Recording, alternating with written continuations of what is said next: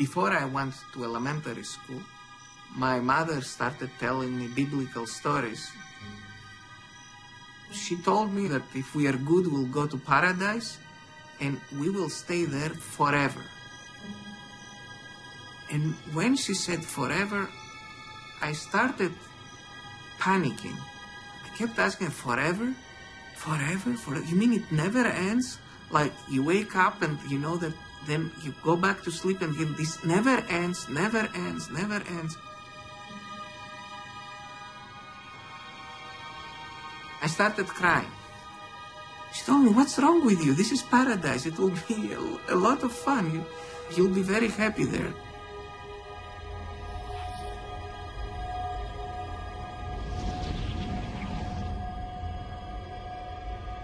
But this idea of eternity, something infinite, scared me.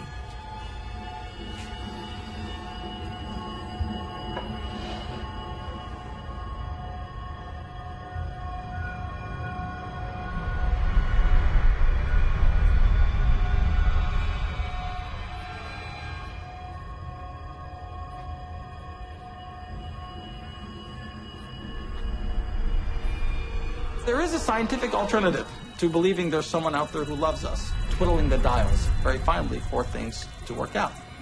And this alternative, said briefly, is that everything we see in our observed universe is actually a very small part of a much, much vaster multiverse. You might literally imagine that from some bird's eye point of view, if you went to enormous distances, you would see that our universe is actually a little pocket inside a vastly bigger space. In this picture, these mysterious numbers, like the cosmological constant, are actually basically random. And out there in the multiverse, next to us somewhere, is another region where these numbers take on some other random value. And then another region where they take on some other random value still. Only in a tiny sliver, minuscule part of this gigantic multiverse, for completely accidental reasons, do these numbers take on the very, very special values which allows structures to grow, stars to form, galaxies to form, ultimately things like us to form.